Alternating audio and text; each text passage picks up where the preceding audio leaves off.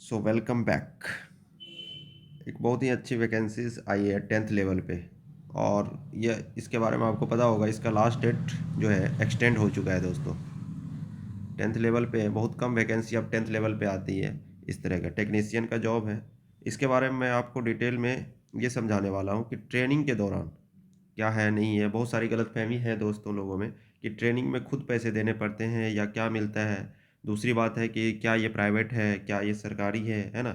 इस तरह का चीज़ें हैं और मैं सिलेबस वगैरह इसमें डिस्कस करूँगा। मैं आ गया हूँ इसके ऑफिशियल पेज पे। ये ऑफिशियल जो है ICAR का पेज है। वहाँ पे इसेंशियल क्वालिफिकेशन दे रखा है, मैट्रिकुलेशन है, आप मैट्रिक पास हैं और 18 to 30 ईयर्स के हैं तो आप कर सकते हैं। फिर उसमें कुछ छूट भी है, जैसे एज रिलैक्सेशन होता है। Examination will be 100 marks. ये कितने मार्क्स का होगा? 100 मार्क्स का होगा। सारे ऑब्जेक्टिव टाइप होंगे, मल्टीपल चॉइस क्वेश्चंस। और इसके कितने सब्जेक्ट्स हैं? 4 सब्जेक्ट दिए गए हैं। जनरल नॉलेज 25 क्वेश्चंस, इसके सिलेबस भी आगे दिए हुए हैं, वो भी मैं दिखाऊंगा। मैथमेटिक्स के 25 क्वेश्चन हैं, साइंस के 25 क्वेश्चन हैं और सोशल साइंस के 25 क्वेश्चन हैं। यानी कि 25 25 25 सारे क्वेश्चन हैं। एज यू नो कि जैसे ही ये बात हम कर रहे हैं कि 10th लेवल की है, तो सारे के सारे जो हैं लगभग 10th लेवल के ही आपको देखने को मिलेंगे। क्वेश्चंस उसी लेवल के मिलेंगे। और ड्यूरेशन देख लीजिए 1.5 आवर, यानी 100 क्वेश्चंस और आपको 1.5 आवर। तो इस तरह से आपको अपने प्लान को करना है कि आप किस तरीके से इसे 1.5 घंटे में 100 क्वेश्चंस कर पाएंगे। सारे ये 4 सेक्शंस हैं। अब आगे देख लेते हैं। Question paper will be bilingual, obvious सी बात है, इंग्लिश और हिंदी दोनों में रहेंगे। और उसके बाद इंटरव्यू पोस्ट, यहाँ पे एक चीज़ है, छोटे से लेटर में लिखा हुआ, there will be no interview for the post of technician. यहाँ पे कोई इंटरव्यू आपको देखने को नहीं मिलेगा। ठीक है, आगे आगे देखते हैं हम लोग।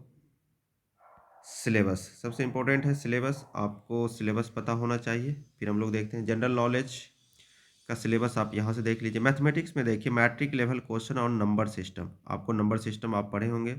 Fundamental arithmetical operation, algebra, geometry, mensuration भी है, मेंसुरेशन, ट्रिगोनोमेट्री जो 9th-10th में आपने मेंसुरेशन पढ़ा होगा, सर्कल वगैरह ये सब, सिलेंडर, कोन, ये सब है ना। स्टेटिस्टिकल चार्ट जो आपने मीन मीडियन मोड पढ़ा होगा, अपने माद मादिका बहुलक, ये सारे के सारे होंगे। साइंस लेवल भी आपका मैट्रिक लेवल ही है, सब में आप देख लीजिए मैट्रिक लेवल है। जनरल नॉलेज आप जो पढ़ रहे होंगे रेलवे या SSC के लिए जो भी कर रहे होंगे वही काफ़ी है। सोशल साइंस वो काफ़ी है। मैथमेटिक्स तो जो बच्चे तैयारी कर रहे हैं SSC के, तो मैं सजेस्ट करूँगा कि आप ग्रेजुएशन आप ये ना देखें कि 10th लेवल की है या क्या है। आप ग्रेजुएशन में आप पहले भर लें, उसे फॉर्म फिल करें, एग्ज़ाम दें और उसके बाद आप सोचें कि जब पास हो जाए, जब आपके पास ऑफ़र लेटर है, तो आप वो करें या ना करें। आप अपना स्टेप लेते रहें, है ना। ये चीज़ें हैं लाइफ में कि छोटे-छोटे स्टेप से आपको आगे बढ़ना है।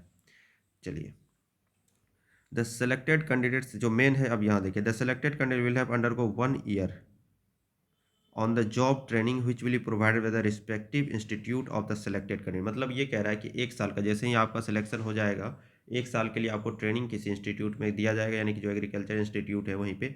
और आफ्टर सक्सेसफुल कंप्लीशन, जब आप पूरा कर लेते हैं successfully, A certificate of this effect will be provided by the director of the concern institute. Suppose कीजिए कि बिहार में समस्तीपुर में पूसा है ना, कृषि इंस्टीट्यूट है, कृषि एग्रीकल्चर इंस्टीट्यूट है।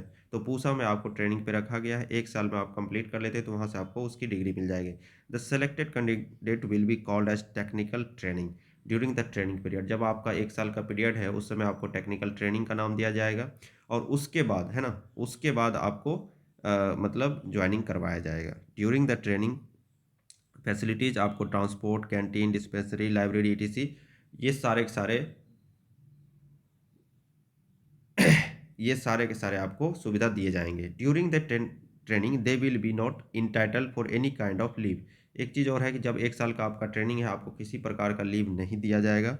रेगुलर अपॉइंटमेंट जो होगा, जो सब लोग सोच रहे थे क्या होगा, regular appointment against the post of technician TN will be done after successful completion of 1 year of concern institute. मतलब क्या हुआ कि 1 साल का आपका सक्सेसफुली अगर हो जाता है तब आपको रेगुलर अपॉइंटमेंट दिया जाता है। इन द केस अगर आप नहीं कर पाते हैं तो आपको 6 महीने की, है ना, आपको 6 महीने की और करना पड़ेगा। यानी कि 1 ईयर में अगर आप कर लेते हैं तब तो ठीक है, नहीं कर पाते हैं तो 1 ईयर प्लस 6 मंथ की एक्स्ट्रा आपको ट्रेनिंग दी जाएगी। इसमें आपको पास करना पड़ेगा और जब आप पास कर जाते हैं इसमें, तब भी आपको रेगुलर ज्वाइनिंग दिया जाएगा। अगर फेल हो जाते हैं, इफ़ फेल, तो फेल हो जाते हैं तब आपको ज्वाइनिंग नहीं दिया जाएगा, है ना। तो यही बोला है कि ही से may not be considered for regular appointment. कब? वो तब होगा जब वो सक्सेसफुली नहीं कर पाता है, जब 6 महीने भी एक्सटेंड करने के बाद भी आप सक्सेसफुल नहीं हो पाते, पास नहीं हो पाते, तो आपको रेगुलर नहीं दिया जाए। आई होप आपको ये क्लियर हुआ होगा क्या है नहीं है। मिलते हैं अगले वीडियो में। Thank you.